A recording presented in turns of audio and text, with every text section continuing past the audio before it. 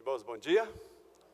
Quero saudar todos nesta manhã tão preciosa, com a graça e a paz do nosso Salvador Jesus. Amém?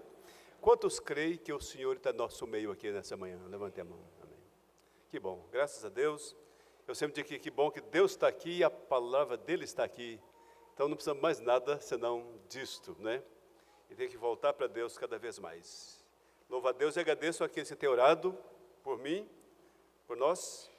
E a gente vê quando Deus, na verdade, está ouvindo as orações. Deus está ouvindo mesmo. E temos andado toda semana. Cheguei do Chile, Sueli e eu chegamos de lá e amanhã estou indo para Montevidéu. Nós temos, no Uruguai, temos, na verdade, 3 campos. Tanto em Mercedes, eu vou chegar amanhã, depois de manhã estou em Mercedes, perto da Argentina. E lá foi uma comunidade batista que pediu para ser presbiteriana.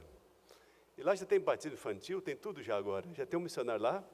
E temos na divisa do Rio Grande do Sul, ali temos Riviera, que é outra comunidade batista que pediu para ser presbiteriana. Não temos ainda missionários lá, mas já tem uma certa assistência àquele grupo. E temos uma igreja, eu diria até forte, lá na capital. E é interessante que um dos primeiros convertidos no Uruguai foi o ex-padre da cidade. Hoje ele é presbítero.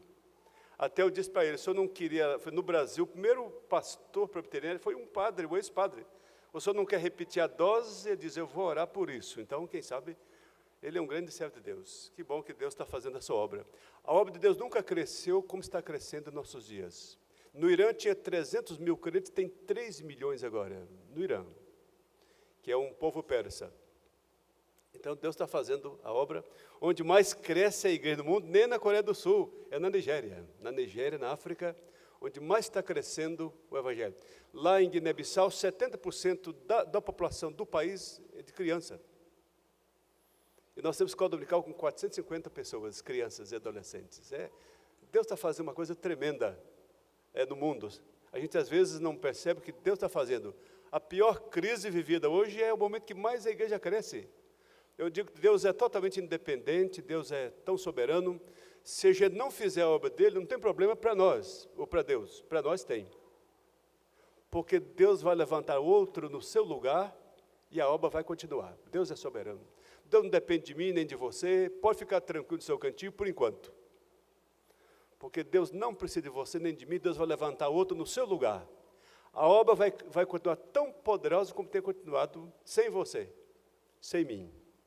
Então, cuidado para não ficar parte da obra, porque Deus não precisa da gente. Deus é soberano e a obra está crescendo. Incrível. Como está crescendo a obra. Vocês nem sabem o quanto está crescendo a obra. É uma coisa maravilhosa. Louvado seja Deus por isso.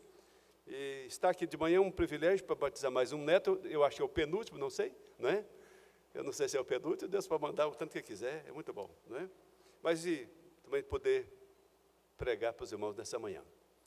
Eu queria ler um versículo bíblico e a partir dele eu vou mostrar para os irmãos aqui o que vou tratar nessa manhã. Abram em Números, capítulo 33, Números 33, verso 4, esse é o ponto de partida. Depois nós vamos voltar para Êxodo, as passagens que são referências para esse texto. Números, capítulo 33, versículo 4.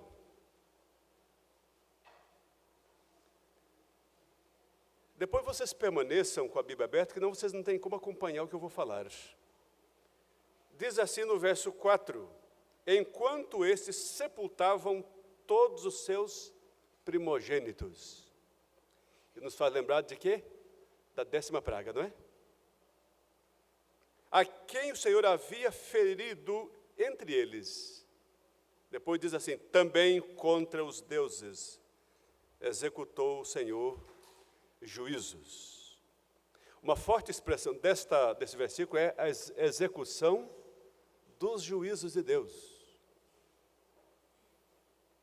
Isso nos faz entender, irmãos, que Deus é um Deus tão bondoso, tão gracioso, mas Deus é extremamente perigoso. Não tem nada mais perigoso do que Deus. Aqui fala da execução dos juízos de Deus.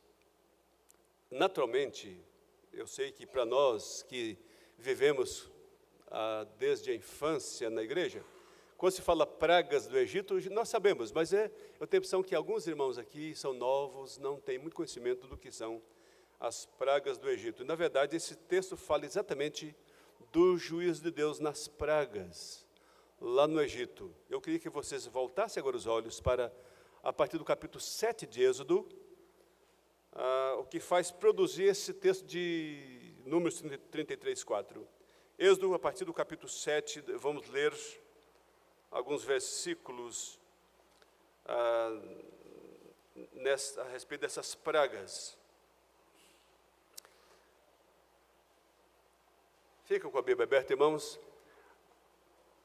A história nos ensina muita coisa. Houve um homem chamado Jonatas Eduardo, que foi um dos grandes puritanos de influência na América do Norte e também na Inglaterra. E, na verdade, do mundo inteiro. No Brasil, agora, estão traduzindo os livros desse homem, de Jonatas Eduardo. Jonatas Eduardo foi pastor numa igreja de 17 anos. Em 17 anos, ele pregou só sobre o juízo de Deus. O povo não aguentava mais. É tanto que pediu para Jonatas Eduardo se retirar daquela cidade. Só que, quando pediram para Jonatas Eduardo se retirar, a América do Norte estava toda balançada com avivamento. Colocar Jonatas Eduardo cuidar de alguns índios, e um trabalho com criança, um homem daquela capacidade, ele tinha 13 filhos, praticamente desempregado, vamos dizer assim. Ele foi cuidar daquele trabalho pequeno, mas foi nesse tempo, em que agora tinha tempo, ele escreveu as grandes obras que mudaram o mundo, grande parte do mundo. Foi Deus que o levou para aquele lugar, porque ele agora tinha tempo para escrever as grandes obras que revolucionaram o mundo. É a chamada do grande avivamento, o grande momento, a partir de Jonatas Eduardo, pregando sobre a santidade, o juízo de Deus. Que coisa tremenda. Irmãos, na verdade, quando nós lemos as pragas aqui, que Deus executou no Egito, na verdade são execuções do grande juízo de Deus. E o que nós vemos, que eu quero ver hoje com os irmãos, é o poder de Deus no seu juízo. A gente vai observar aqui nessas passagens lidas, não vou ler, só ler algumas pequenas porções, mas como Deus executa, como Deus se revela tão poderoso na execução dos juízos. Diz que Deus é perigoso. Aliás, Hebreus fala que é coisa terrível. O que é? Cair nas mãos de quem? De um Deus vivo. O mundo está brincando com Deus. O mundo estava ouvindo essa semana sobre Omã. Omã tem o país do Golfo Pérsico. Omã só tem 50 crentes naquele país. A única reunião que eles tinham, a polícia dispersou esses dias. A gente está orando para Omã, a virada do relógio, nós temos quase 1.000 pessoas orando na virada do relógio, 24 horas de oração, e essa semana estamos orando por Omã, para Deus até trazer o seu juízo sobre aquela nação, que aquele povo está enfrentando Deus, para que Deus possa visitar aquela nação. Deus é um Deus extremamente perigoso, e nessas pragas aqui, a gente pode observar o grande poder de Deus, essa atuação poderosa dele enquanto executa os seus juízos, e o seu juízo. Então vamos pensar, irmãos, nisto um pouquinho nessa manhã. A primeira coisa que a gente vai observar nos textos observados aqui, nas pragas do Egito, é sobre o juízo ligado à dureza do coração humano. A gente vai perceber que Deus sempre manifesta seu juízo devido à dureza do coração humano. Deus sabe lidar com corações duros. Deus manifesta seu poder nos corações duros. Como Deus é poderoso para lidar com corações duros. Os irmãos sabem que Faraó era adorado no Egito. Faraó, claro, não vou dizer que ele é Deus, sentir maior que Deus, porque para ele não existia Deus. Só no momento que ele precisou. Mas, na verdade, ele era adorado e ele agia como sendo o próprio Deus no Egito. E veja, irmãos, a partir do capítulo 7, acompanhe comigo Nós temos aqui na primeira praga, quando as águas se transformam em sangue no rio Nilo. Olha o versículo 22 do capítulo 7. 22 do capítulo 7 diz assim: porém os magos do Egito fizeram também o mesmo com as suas ciências ocultas, de maneira que o coração de Faraó fez o quê? Se endureceu. Faraó endurece o coração diante da manifestação de Deus. Aqui diz que Faraó, ele mesmo endureceu o seu coração. No capítulo 8, verso 15, na segunda praga, a praga das rãs, também no rio Nilo. O rio Nilo era adorado naquela época. No versículo 15 diz assim: vendo, porém, Faraó que havia alívio, continuou o quê? De coração duro. Faraó continuou de coração duro. Veja também no versículo 19, na terceira praga: então disseram os magos a Faraó: isto é o dedo de Deus. Isto é Deus agindo. Isto é uma manifestação de Deus, é o dedo de Deus. Porém o coração de Faraó fez o quê? Se endureceu. Faraó era PhD em coração duro. Gente, tudo desse homem aqui, o que mais se manifesta é a dureza do seu coração. No capítulo ainda 8, versículo 33, diz assim: mas, aqui nós estamos na quarta praga, mas, ainda esta vez, endureceu Faraó o coração e não deixou o povo ir. Ainda dessa vez, Faraó endureceu o coração. Agora, olha no capítulo 9, versículo 12. 9, 12. Agora a coisa já inverte um pouco. Faraó, um homem de duro coração, cada vez o seu coração endurecia mais. Só que agora, diz esse verso 12, porém o Senhor fez o quê? Agora veio o juízo de Deus sobre Faraó. Agora sim, agora é o momento de não mais, Deus pega a dureza desse coração.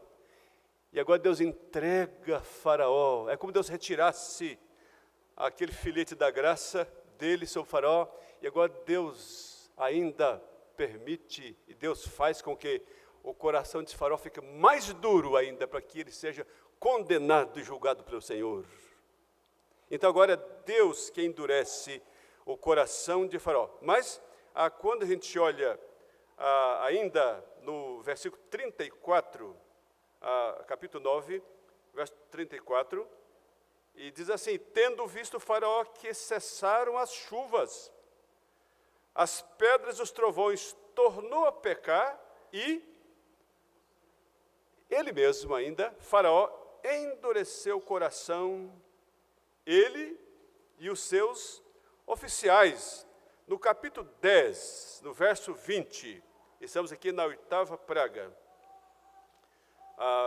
verso 20, diz assim, e agora de novo: o Senhor, porém, endureceu o coração de Faraó. Faraó endurece o coração, agora Deus endurece o coração de Faraó. Verso 27, o Senhor, porém, endureceu o coração de Faraó, e esse não quis deixá-los ir. E capítulo 12, no verso 30, encerrando essa primeira parte da leitura, diz assim: levantou-se Faraó de noite, ele e todos os seus oficiais e todos os egípcios, e fez-se grande clamor no Egito, pois não havia casa em que não houvesse morte. Olha aqui, irmãos. É assim que Deus manifesta o seu poder no juízo. Irmãos, quando o coração do homem é duro, sabe o que Deus faz? É muito triste o que Deus faz. Deus entrega a pessoa nos seus próprios pecados. Não tem mais freio. Deus entrega a pessoa na dureza do seu coração. Quando a pessoa ama, sabe, aquilo para o qual o seu coração se endurece, uma das maneiras de Deus trazer o juízo é Deus fazer com que aquilo que a pessoa ama se torne uma desgraça para ela. todo pecado amado, Deus agora entrega a pessoa na própria desgraça amada. E a pessoa recebe os grandes efeitos dos juízos de Deus.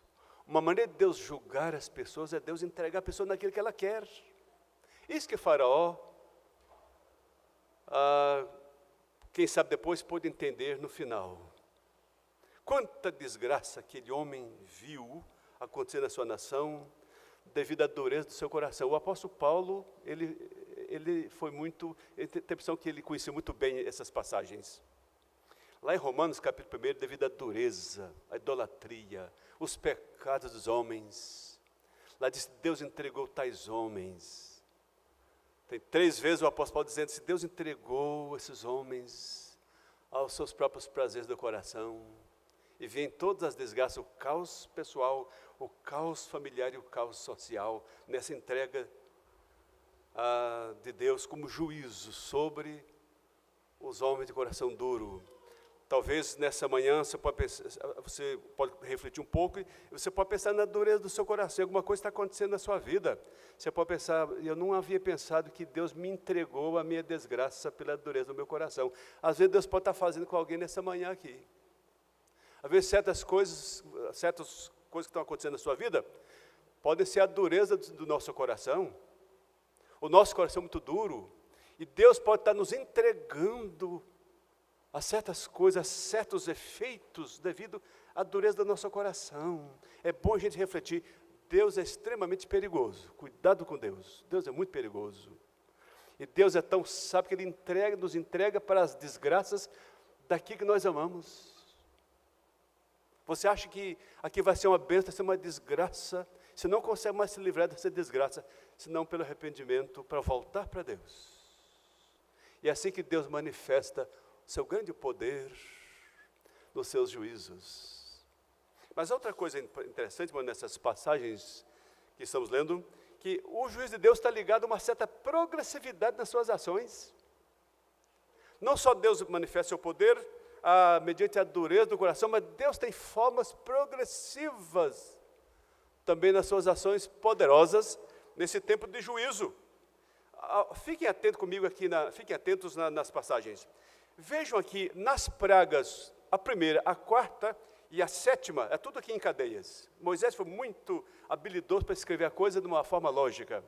Na primeira praga, na segunda, na quarta e na sétima, Deus visitou Faraó de manhã à beira do rio Nilo.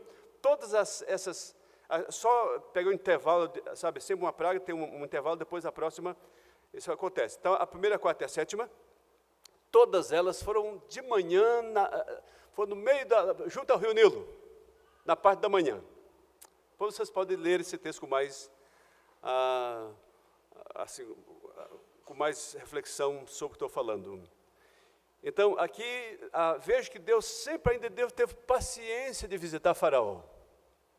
Faraó viu Deus por meio de Moisés ali de manhã, quem sabe um lugar até tranquilo, na beira do rio, quem sabe ouvindo as águas do Nilo, junto àquele Deus adorado por Faraó, que era o rio Nilo e os egípcios. E Deus fala com o Faraó por meio de Moisés e Arão, ali naquele lugar tranquilo de manhã, na beira do Nilo. Todas essas pragas vêm na parte da manhã. Agora, a outra cadeia, a segunda, a quinta e a oitava, vocês podem ver depois. Agora Deus vai por meio de Moisés ao palácio. Deus fala com o Faraó, e Moisés e Arão falam para Faraó, levando o que Deus mandou falar. Deus vai ao palácio. Agora não é mais no rio Nilo, de manhã, mas agora Deus ainda tem a paciência de ir lá onde Faraó estava, no palácio. E Deus fala para ele no palácio, a segunda, a quinta e a oitava pragas. Mas o problema estão agora na terceira, na sexta e na nona. Todas são em cadeias. Aqui, meus irmãos, Deus não mais fala a Faraó. Deus vem e julga-o sem avisar. Deus vem, sabe, e derrama seu juízo, sem dar nenhum aviso para Faraó. E às vezes Deus faz isto. Deus é tão paciente e vai agindo conosco na progressividade. Às vezes, Deus, no momento assim, está tudo bem, Deus nos fala, lá na beira do rio, naquela paisagem. Deus nos fala em momentos quando vai tudo bem. Às vezes Deus vem e fala conosco dentro onde nós estamos, nas nossas atividades diárias, nossa casa. Deus vem onde estamos. Mas Deus pode nos pegar de surpresa e nos visitar com os seus juízos. E para o crente com as suas disciplinas. Sem que a gente espere. Deus vem e essa terceira, a sexta e a nona, Deus não manda aviso para Faraó. Deus vem e traz as pragas sem qualquer aviso, sem qualquer sinal.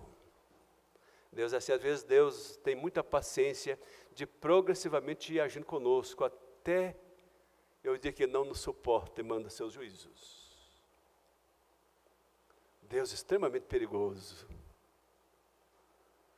Mas há, irmãos, há um terceiro, olhando essas passagens, além de Deus manifestar o seu juízo com o coração endurecido, o coração duro é o coração que Deus julga. Mas Deus ainda é tão bondoso e paciente que Ele vem progressivamente tratando com as pessoas, com os ímpios e também com o seu povo. Deus pacientemente tem uma progressividade, uma sabedoria, e vai lidando conosco, para a gente se sensibilizar diante das ações dEle. Mas há um momento que Deus vem sem que a gente aguarde a sua chegada com o seu juízo. Assim que acontecem, então, na terceira, na sexta e na nona pragas, que expressam os juízos de Deus. Agora, outro ponto importante dessas pragas aqui, irmãos, para observar a manifestação do poder do juízo de Deus, é a ação de Deus em várias áreas da vida. A maneira de Deus trazer os seus juízos, suas disciplinas, em várias áreas, eu diria assim, as áreas mais preferidas, às vezes, das pessoas. Então, os irmãos podem ver algo muito importante. Na quarta, vamos pensar nas três primeiras pragas. Nas três primeiras, vocês depois podem ler isso.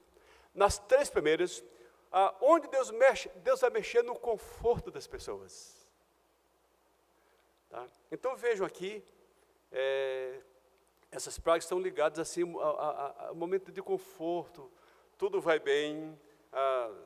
Se vocês observarem aqui, então bem no comecinho, então o rio Nilo era as lavouras muito, quer dizer, o rio Nilo, as águas do Nilo, aquelas láguas levavam o limo para as lavouras, e a produção era enorme. Sabe, Deus provia a produção do Egito por meio das águas do Nilo, levando aquele limo, tornava a terra fértil. Deus tira isto, Deus faz tudo isso virar sangue. Também aquelas águas produzem rãs. A pessoa, você está almoçando, está cheio de rã pulando no seu prato, depois a rã morre lá no seu quarto, na sua sala, aquele mal cheio de rã. É assim que estava acontecendo. O povo não sabia o que fazer. Não tinha, aquele rio que era dourado, agora produzia a desgaste para o povo, era sangue, que mau cheiro do rio. Agora as rãs, enchendo a casa do povo. Depois nós temos aqui, aquele piolho em todo mundo. Aqui é piolhama no Egito, o povo não suportava as feridas produzidas, sabe? Horrível. Deus mexeu no conforto. Às vezes Deus faz isto aqui que nós mais amamos, essas coisas que Deus nos tira, em momento dele tratar conosco. Talvez a gente pode imaginar por que Deus está mexendo em certas áreas do nosso conforto. É aí que Deus vai nos sensibilizar. É aí que Deus vai mexer, aqui você mais ama, que nós mais amamos. Às vezes é aquilo que Deus vai tirar. Nosso conforto. As pragas mexeram com o conforto. É assim que Deus age no seu poder. Mas também, irmãos, outra coisa que, nesse caso aqui, faz parte dessa manifestação poderosa, e Deus lida no mundo dessa forma, com o mundo, A gente pensa, porque o mundo está passando tanta crise. Deus deve estar mexendo com o mundo, certamente. Tanta crise. Deus está mexendo com tanta coisa no mundo. Não só pode ter o conforto, claro, Deus está tendo o conforto do povo, porque o conforto às vezes se torna o nosso próprio Deus. Ver o seu conforto. Quando eu estava aqui nessa igreja, tinha uma senhora que nunca veio na reunião de oração. Eu disse para ela, por que você não vai orar? Ah, porque eu tenho minha casa, eu tenho meus filhos, tenho meu marido para cuidar. Eu disse, manda Deus tirar tudo isso, porque Deus está impedindo, quer dizer, a bênção de Deus está lhe impedindo a você orar. Peça a Deus para tirar isto. Às vezes Deus tem que tirar aquilo que nos está impedindo amá-lo. Irmãos, a maior fonte de tentação do mundo, sabe o que chama? Bênção de Deus. As bênçãos são a pior fonte de tentação. Às vezes não podemos receber todas as bênçãos porque nós não sabemos lidar com elas. Porque as bênçãos são a maior fonte de tentação. Às vezes você está tão frio que você tem bênção demais. Às vezes Deus vai mexer nessas coisas da sua vida, tirar seu conforto, para você aprender a temer o Senhor e os seus juízos. Deus é extremamente perigoso. Cuidado com você falar do seu conforto ao seu Deus. Aqui é o que estava acontecendo, muito conforto no Egito. O Egito era a nação mais poderosa do mundo daquela época. E Deus tira o conforto dos seus juízos, para que as pessoas conheçam o Deus soberano que há na face da terra.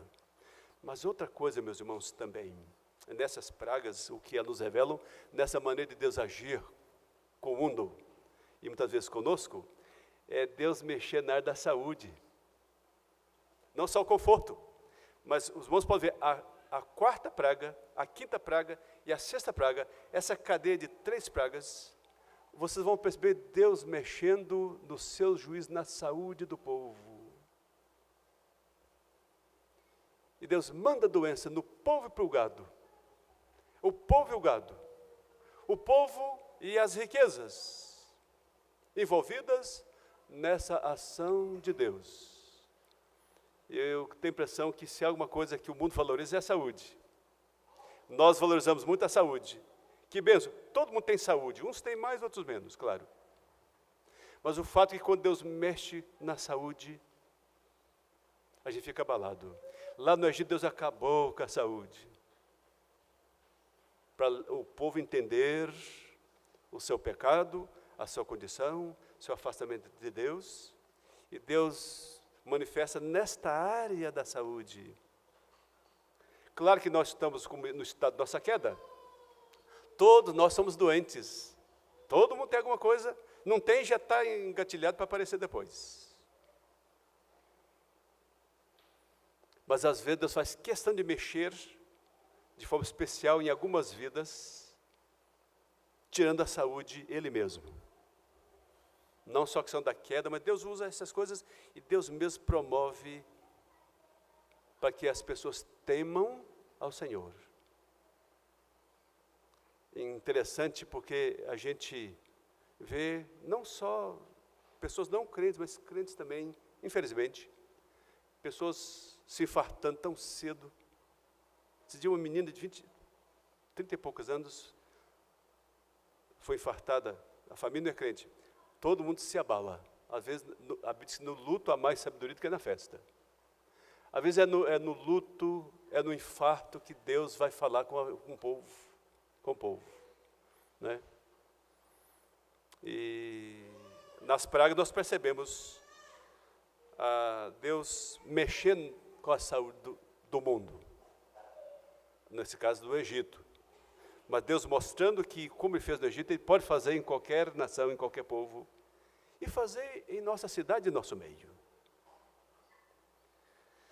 Mas há outra coisa nessa maneira de Deus agir, irmãos. Veja que Deus mexe, há uma progressividade também. Mexe com o conforto, aí vai para o pior, que é a saúde.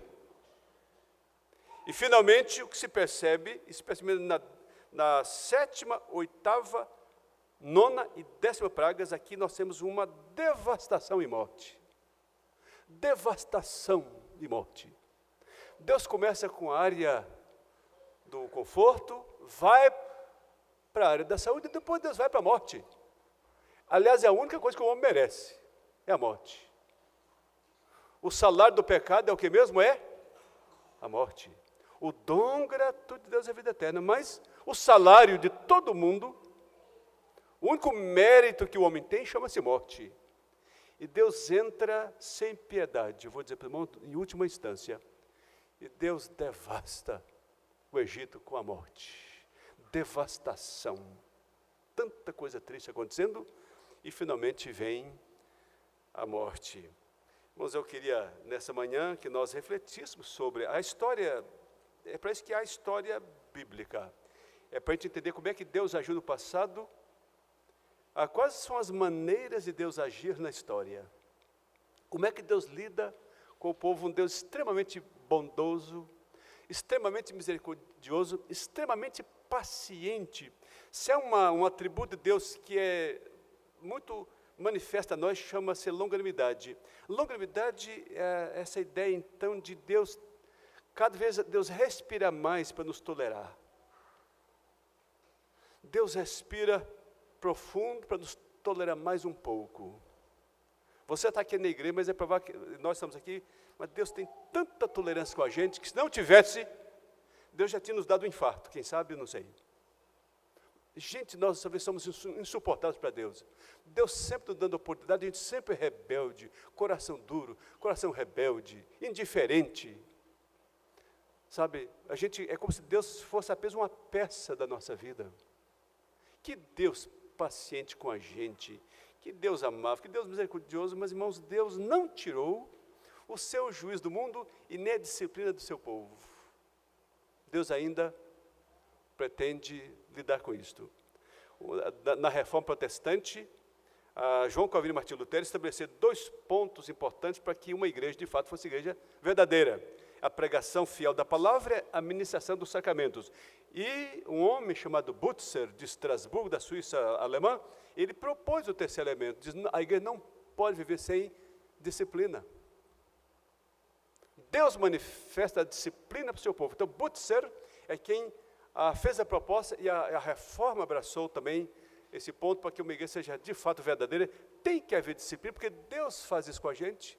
Então, a igreja manifesta também a sua disciplina, manifestando o que Deus faz com o seu povo. Mas eu queria dizer para os irmãos nessa manhã, que Deus nos ensina nessas pragas. A termos cuidado, Deus vem agindo pacientemente conosco, mas é um momento que Ele pode, de certa forma, nos trazer a momentos muito difíceis, pela dureza do nosso coração. Deus que ama o seu povo, que Ele faz, Ele disciplina, segundo Hebreus. Então, cuidado que Deus continua perigoso para nós, ainda. Deus não deixa de ser Deus. Mesmo na sua graça, Deus é um Deus, a palavra temor de Deus significa um Deus perigosíssimo. E a Bíblia diz que o temor do Senhor é o quê? O princípio da sabedoria. Quando você teme a Deus, e Paulo fala lá em Filipenses que é com temor e tremor que nós nos santificamos. É olhando para esse Deus perigoso que a gente busca a santificação. Eu quero desafiar vocês a pensar nisto, a nós todos, lidar com um Deus extremamente amoroso, mas um Deus que também, um Deus extremamente perigoso. Que Deus tenha misericórdia de nós, que nós possamos nos humilhar diante de Deus e nos arrependemos antes que venha o arrependimento forçado pelos juízes de Deus. Deus nos ajude, nos dê graça. Amém.